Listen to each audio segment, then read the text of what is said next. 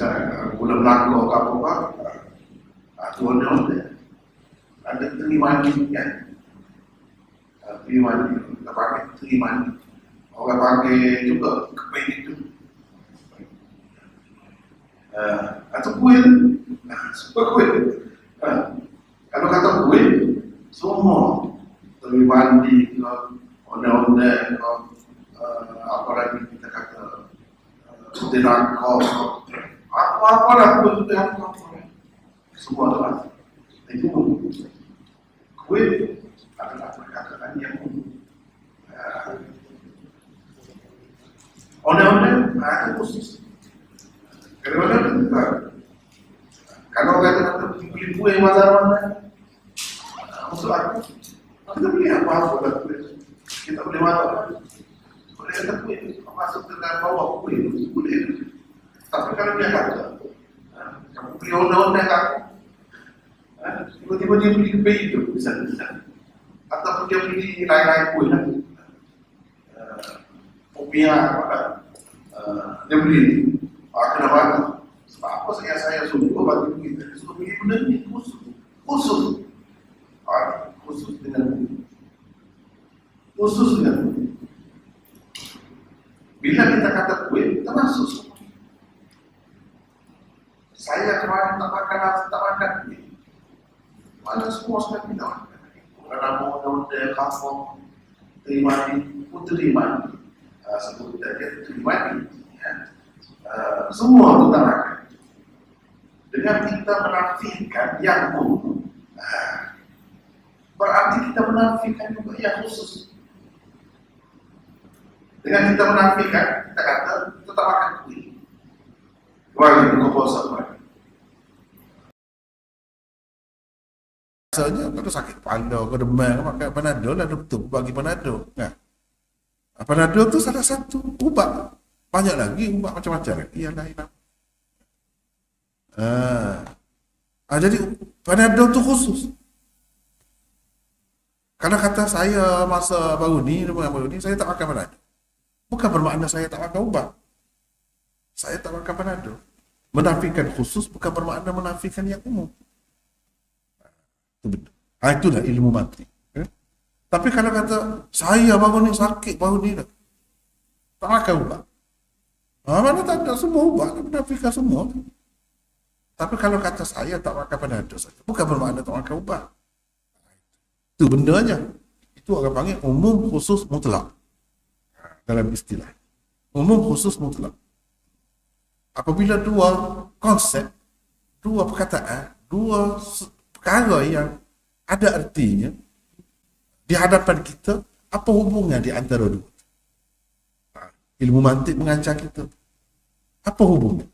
Kita kena tahu hubungan tabayun ke, hubungan taraduf ke, hubungan umum khusus mutlak ke, hubungan umum khusus wajib, kita kena tahu. Jadi ini termasuk dalam umum khusus mutlak.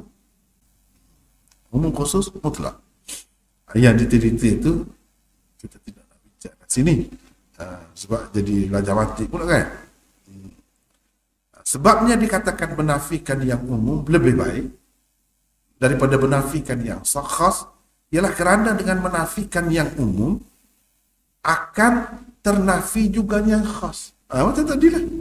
Bila kata saya baru ni, masa sakit baru ni, tak makan ubat. Maknanya semua ubat termasuk lah Panadol. Nafi umum berarti menafikan khas. Sebab itu bagus. Kalau kita nak nafikan semua, kita nafikan umum. Baru tak keliru. Baru tak keliru. Jangan kata beli kuih. Jangan kata. Kalau tak mahu semua, kata, jangan beli kuih. Sudah. Gitu. Mana dia tak akan belilah apa-apa kuih. Ini duit yang aku bagi ni, jangan beli kuih dengannya.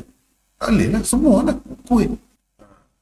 Tapi kalau kata, jangan beli onda-onda, khusus dengan onda-onda saja. Gitu. Dia ada sudut nafi, ada sudut isbat. Dia ada sudut nafi, ada sudut isbat. Baik. Tidak sebaliknya.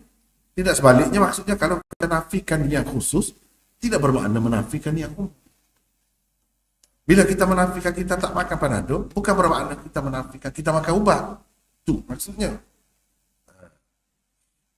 Itu maksud, tidak sebaliknya. Apabila anda menafikan yang khas, ia sekadar menafikan yang khas sahaja, tidak menafikan kesemuanya. Allama Badruddin Aini, ulama besar, dia tahu, ulama dia tahu istilah-istilah ni. Dia kata menafikan yang umum berarti menafikan juga yang khas. Bidunil aks, tidak sebaliknya. Pendek je ayat dia, tidak sebaliknya. Jadi tokoh-tokoh besar ni pensyarah kitab Sahih Bukhari, Umdatul Qari. Di dalam Umdatul Qari lah dia sebut gitu. Allama Mahmud Al-Alusi. Ini pengarang kitab Ruhul Ma'ani. Tafsir Ruhul Ma'ani. Dia jumpa tafsir itu, dia jumpa segala ilmu masuk. Tafsir Quran. Termasuklah antara yang istimewa dalam tafsir itu dia jaga rab, hubungan antara ayat dengan ayat. Kenapa ayat ini selepas ayat ini? Apa kaitan ayat ini dengan ayat sebelumnya dan selepasnya? Itu antara yang menarik. Yang tidak ada, bukan dalam semua tafsir ada. Lepas itu dia bahas dari sudut falsafah, dari sudut fiqh, dari sudut semua sudut. Takak yang dia tahu dia itu tafsir Ruhul Ma'ani. Adalah tafsir itu dia sebut fa'inna nafyal khas la yastalzimu nafyal 'am. Kerana menafikan yang khas tidak semestinya berarti menafikan yang umum. Itu sudut nafi, sudut nafi. Baik, kita nak tengok sudut isbat. Isbat ni kita kata ada, kita terima, itu maksud isbat. Nafi itu mana kita tak terima. Mengisbatkan yang khas pula dikatakan lebih baik. Mana sebalik yang tadi. Mengisbatkan yang khas pula dikatakan lebih baik daripada mengisbatkan yang umum, kerana ia merangkumi yang umum juga. Kalau dalam bab isbat, lebih baik kita isbatkan, kita terima, kita kata berkenaan dengan yang khas. Tidak sebaliknya. Apabila anda mengisbatkan yang umum, ia tidak semestinya merangkumi yang khas. Gitu. Jadi melalui contoh-contoh di bawah ini kita akan faham. Dalam Quran ini ada macam itu. Guna bahasa logik itu. Guna bahasa logik. Kalau kita belajar ilmu mantik senang lah. Sebut istilah itu. Benda macam mana. Contoh-contoh mengisbatkan yang khas. Ini bab isbat dulu. Bukan nafi. Kaedah tadi nak cerita pasal nafi. Tapi nafi itu dia baru ada setelah ada isbat. Ada isbat dulu. Jadi sebab tu kita kena faham yang isbat dulu. Isbat ni begini, dia makan, itu isbat dah tu. Kita kata dia melakukan perbuatan makan, itu isbat. Melayu guna juga pensabitan. Pensabitan. Begitu. Isbat tu lah. Nafi, dia tidak makan. Tidak. Kita menafikan perbuatan makan. Dua tu. Kena tahu isbat dan nafi. Ayat musbat dan ayat manfi. Ayat musbat dan ayat manfi. Dia dua yang berbeza. Ayat musbat tu yang macam tadi lah. Dia makan. Atau apa-apa lah. Baik, contoh. Mudah saja. Kalau nak tengok ayat Quran, Muhammadur Rasulullah. Cuba tengok. Kenapa dia tidak kata Muhammadun Nabiyullah? Situ. Kenapa dia? Allah kata Muhammadur Rasul. Sudah mantik tu. Mana kita kena faham? Konsep. Mana lebih umum? Nabi atau Rasul? Nabi lebih umum ke atau Rasul? Itu kena faham. Jawabnya Nabi lebih umum. Rasul itu khusus. Mana masuk dalam kaedah hubungan di antara Nabi dengan Rasul, konsep ataupun makna perkataan adalah hubungan umum khusus mutlak orang panggil. Bila kata Rasul, mesti dia Nabi. Ini isbatkan yang khas. Berarti mengisbatkan juga yang umum. Bila kita kata Rasul, seseorang itu Rasul, mesti dia Nabi. Tapi tidak semesti bila kita kata Nabi, dia Rasul. Gitu. Kaidah tadi lah. Bila kita kata Panadol, mesti dia ubat. Tapi tidak semesti bila kita kata ubat Panadol, dia makan ubat tadi. Mesti Panadol? Tak mesti. Tapi ubat. Jadi isbatkan yang khas lebih baik daripada isbatkan yang umum. Kalau bab isbat, kalau bab nafi, nafikan yang umum lebih baik. Gitu. Ini isbatkan yang khas. Yang khas tu apa? Rasul itu lebih khusus daripada Nabi. Dengan arti setiap Rasul mesti Nabi. Setiap undang-undang tak kira mana buat pun, bila buat, mesti kuih. Tapi tidak mesti kuih itu undang-undang. Gitu. Apa? Setiap buah pau mempelam adalah buah. Tapi tidak setiap buah itu mempelam. Namanya begitu. Begitulah. Yang lain-lain pun begitu. Baik, Muhammad itu adalah Rasul Allah. Menurut ayat ini, Allah mengisbatkan. Allah kata, Muhammad itu Rasul Allah. Bukan Allah nafikan. Dia nafi atau kata, isbat. Dua tu ya. Dua tu ya.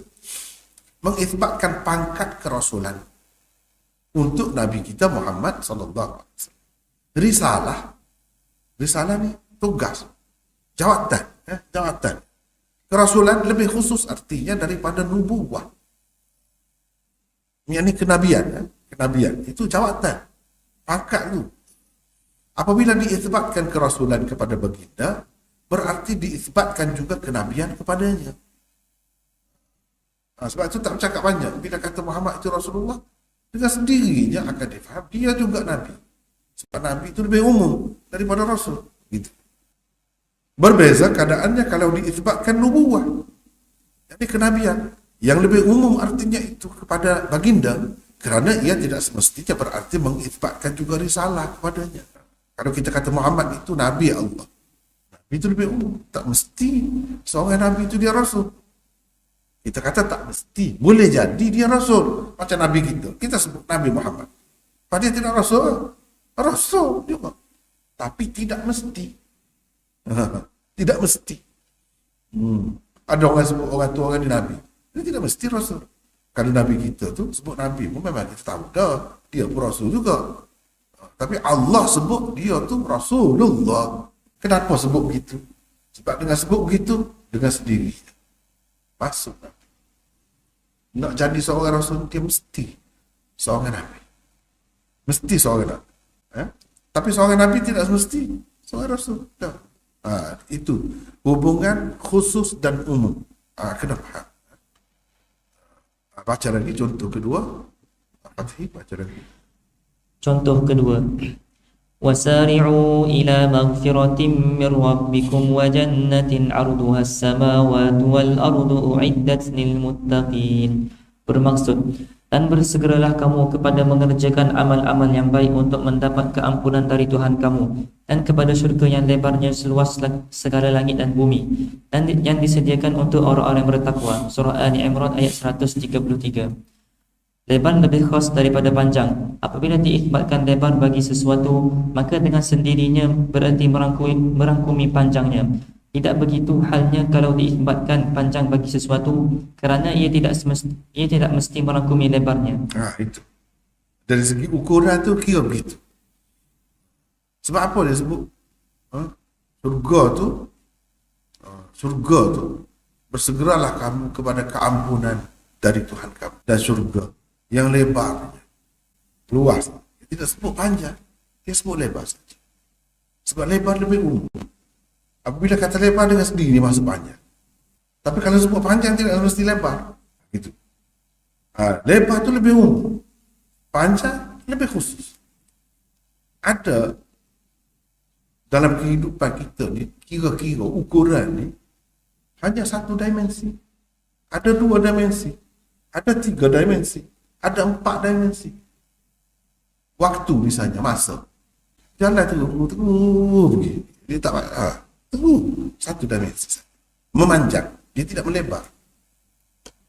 dia tidak melebar. Begitu. Ada satu, naik satu, turun, naik tu, sepuluh. Satu diabetes. Kalau dua, ke kanan pun boleh, ke kiri pun boleh, ke atas pun boleh, dua.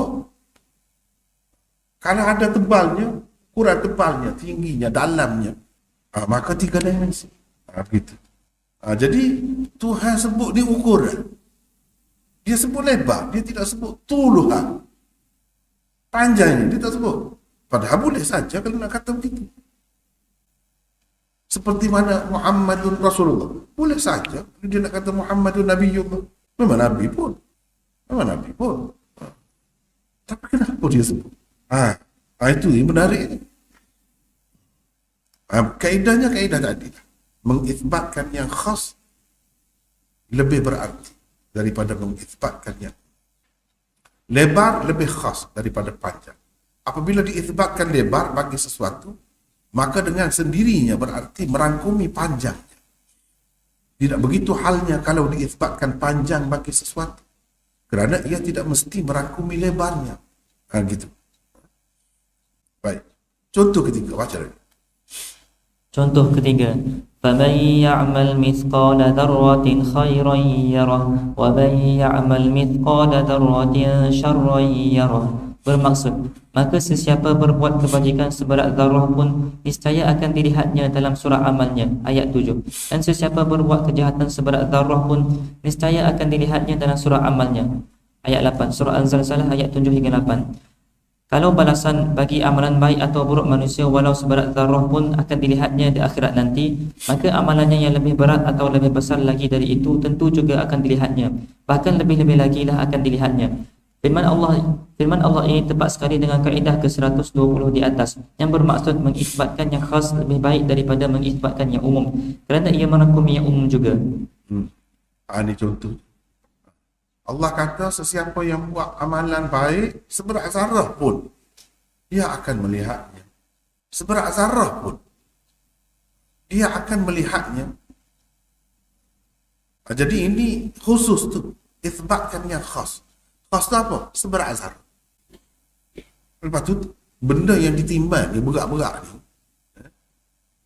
dia bukan seberat zarah saja, seberat bukit pun ada, seberat apa-apalah, luar tu. Jadi bila kita kata, bila Tuhan kata, kalau buat sebesar tu pun atau seberat tu pun akan dilihatnya. Tafsir tu ada dua. Lihat surat amalan dia atau lihat balasannya. Tak apalah, ikut nak pakai mana-mana pun. Jadi kalau seberat tu pun ada balasannya, yang lain juga tentulah ada. Sekecil tu. Kalau sekecil tu pun kita nampak, takkan yang besar gajah tak nampak. Mana? Kalau sekecil kumel tu kita nampak. Katakanlah. Kita kata aku nampak. Sebesar kumel pun aku nampak. Takkanlah sebesar gajah tak nampak. Tapi ada juga peribahasa orang kita kan. Kumel depan mata tak nampak. Gajah sebelah laut nampak. Itu cerita lain pula. Tu kan? Cerita lain pula. Ini amalan mana sekecil itu pun akan dapat dilihat. Apalagi lah besar. Contohnya bukit, kita nampak tak nampak bukit. Kalau pusu pun nampak, gitu. Begitu juga sudut kalau buat jahat pun, amalan yang buruk pun akan dilihat. Tuhan kira semua. Tuhan kira. Sebab itulah kena berhati-hati. Jangan tak buat kebaikan kecil macam mana pun buat. Sebab tidak sia-sia.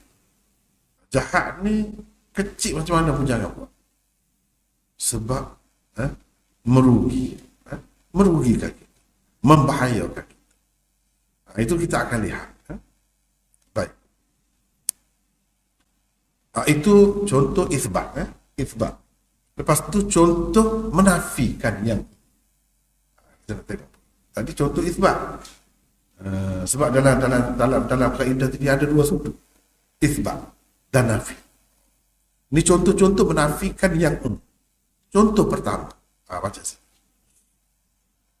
Contoh pertama, يوم لا تملك نفس لنفس شيئا والأمر يومئذ لله. Bermaksud, yaitu pada hari di mana seseorang tidak berdaya sedikit pun untuk menolong orang lain dan segala urusan pada hari itu dalam kekuasaan Allah. Surah Al-Infitar ayat 19. Perkataan nafsu yang tersebut dalam ayat di atas umum. Allah telah menafikan segala kuasa dan daya upaya daripada semua manusia pada hari kiamat kelak. Apabila dinafikan segala kuasa dan daya upaya manusia secara umumnya, berarti dinafikan juga daripada setiap individu manusia. Sehebat manapun manusia di dunia ini, ia tidak akan berdaya sedikit pun untuk menolong orang lain di akhirat nanti. Jadi yang umum, yang dinafikan umum. Bermakna dengan sendiri ternafi juga yang khusus itu. Dinafikan makan kuih tadi itulah. Bermakna dengan sendiri dinafikan jugalah segala afrad dia tu orang panggil. Segala yang bernama kuih itu, apa-apa nama pun ternafi jugalah. Jadi di sini dinafikan daya upaya manusia secara umum. Jadi secara khusus juga tentu sekali ternafi jugalah. Sebab Allah menafikan daripada semua orang, tak dapat buat apa. Jadi bila semua orang, setiap orang itu termasuk di bawah tu lah. Contoh lah yang kedua, teruskan. Contoh kedua, wala yadhlimu rabbuka ahada. Bermaksud, dan ingatlah Tuhanmu tidak berlaku zalim kepada sesiapa pun. Surah Al-Kahfi ayat 49. Bila Allah menafikan dengan berkata dia tidak berlaku zalim kepada sesiapa pun, secara umum gitu, berarti Allah menafikan juga dia berlaku zalim kepada masing-masing orang atau individu secara khusus. Jadi bila Allah menafikan dengan berkata dia tidak berlaku zalim kepada sesiapa, wala yazlimu rabbuka ahada, Allah tidak berlaku zalim pada sesiapa pun. Sesiapa ni umum. Berarti Allah menafikan juga dia berlaku zalim kepada orang-orang tertentu. Orang-orang tertentu, kepada masing-masing orang atau individu secara khusus. Sebab setiap individu itu dia termasuk dalam sesiapa tadi itu. Sesiapa tadi. Mana umum. Sesiapa pun marilah, tak apa, sesiapa pun mari ambil lah. Kita nak bagi. Sesiapa itu umum. Bila kata sesiapa tu mana di bawah dia pun termasuklah. Siapa pun secara khusus termasuk. Itu makna menafikan umum, merangkumi berarti menafikan juga yang khusus. Dan ini nafi ni. Ini nafi. Nafi ni macam mana? Ada makna tidak ada. Cuba perhatikan. Wala la. Dan Tuhanmu tidak ada. Itu maksud nafi. Tidak. Semua ni contoh-contoh tadi, apa nama ni? Ni contoh ni, la tamliku nafsun. La. Itu nafi. Kalau isbat tu mana tak ada la tu. Kita kata ada sesuatu, ni kita kata tidak ada. Kita kata tidak ada, ya. Wala yazlimu rabbuka ahada. Contoh ketiga, baca lagi. Contoh ketiga, mathaluhum kamathalil ladzi istawqada nara falamma adaa'at ma hawlahu dhahaba Allahu bi nurihim wa tarakahum fi dhulumatin la yubsirun. Bermaksud, perumpamaan keadaan mereka, yakni golongan munafik itu adalah seperti orang yang menyalakan api. Apabila api itu menerangi sekelilingnya, tiba-tiba Allah padamkan api yang menerangi mereka dan membiarkan mereka dalam kegelapan, tidak dapat melihat sesuatu apapun. Setelah berfirman adaat, Allah tidak berkata bidawihim, sebaliknya berkata binurihim, untuk menyatakan tiada langsung cahaya walaupun sedikit yang menerangi mereka. Setelah dia memadamkan api yang menerangi sekelilingnya, sebabnya ialah erti perkataan nurun lebih umum daripada erti perkataan tawun. Nurun bererti cahaya baik sedikit maupun banyak, lemah ataupun kuat. Sedangkan tawun pula bererti cahaya yang kuat yang menimpah ruah. Kerana itulah Allah berfirman begini, هو الذي جعل الشمس ضياء والقمر نورا وقدره منازل لتعلموا عدد السنين والحساب ما خلق الله ذلك إلا بالحق يفصل الآيات لقوم يعلمون. Bermaksud, dialah yang menjadikan matahari bersinar-sinar, yakni terang benderang, dan bulan bercahaya, dan dialah menentukan perjalanan tiap-tiap satu daripadanya, yakni berpindah randah pada tempat-tempat beredarannya masing-masing, supaya kamu dapat mengetahui bilangan tahun dan kiraan masa. Allah tidak menjadikan sesuatu semuanya itu melainkan dengan adanya faedah dan gunanya yang sebenar. Allah menjelaskan ayat-ayatnya, yakni tanda-tanda kebesarannya satu persatu bagi kaum yang mahu mengetahui hikmat sesuatu yang dijadikannya. Surah Yunus ayat 5. Cahaya matahari dikatakan diyaun dan cahaya bulan pula dikatakan nurun. Maksud firman Allah di dalam surah Al-Baqarah itu ialah Allah menghilangkan semua sekali cahaya sehingga sedikit pun tiada lagi ia. Untuk lebih menjelaskan lagi erti itu, Allah menambahkan lagi keterangan di akhir ayat dengan berfirman pula begini. Wa tarakahum fi dhulumatin la yubsirun. Bermaksud, dan membiarkan mereka dalam kegelapan tidak dapat melihat sesuatu apapun. Surah Al-Baqarah ayat 17. Nah, ini contoh yang ketiga. Perbandingan mereka seperti orang yang menyalakan api. Falamma adha'at ma hawlahu, yang kita naknya falamma adha'at ma hawlahu dhahaballahu binurihim. Dia tidak kata dhahaballahu bidawihim. Ini i'jaz bayani, mukjizat Al-Quran dari segi bahasa. Dia guna bahasa yang kalau orang lain tak terfikir benda begitu. Itu yang jadi kelemahan orang lain tu. Allah ni dia, padahal adha'a yudhi'u idha'ah daripada dhaw. Dhaw tu di situ sudah menyinari. Apabila seperti orang yang menyalakan api, apabila api itu telah menerangi sekelilingnya, menerangi, tiba-tiba Allah padamkan nur mereka.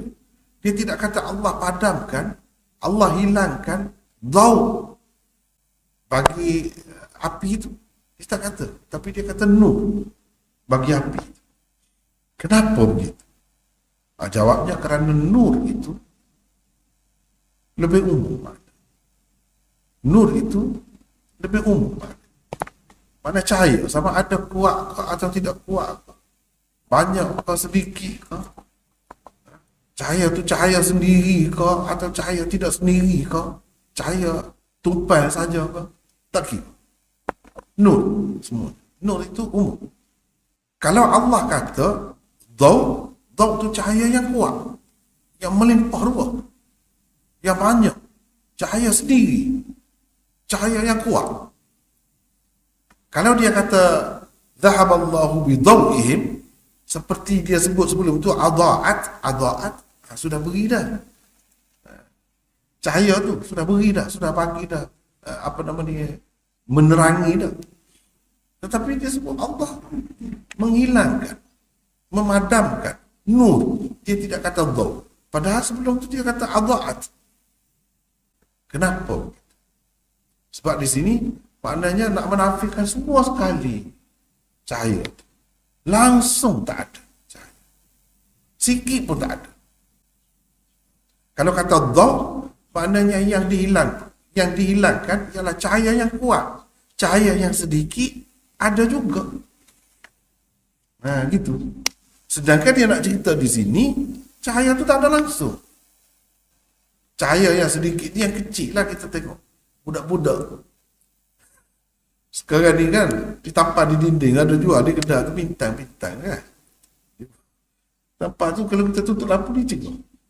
Ada cahaya juga sikit. Kunang-kunang tu, ada juga cahaya dia sikit. Kalau banyak boleh juga kita buat. Tengok dekat kan. Dekat nampak juga.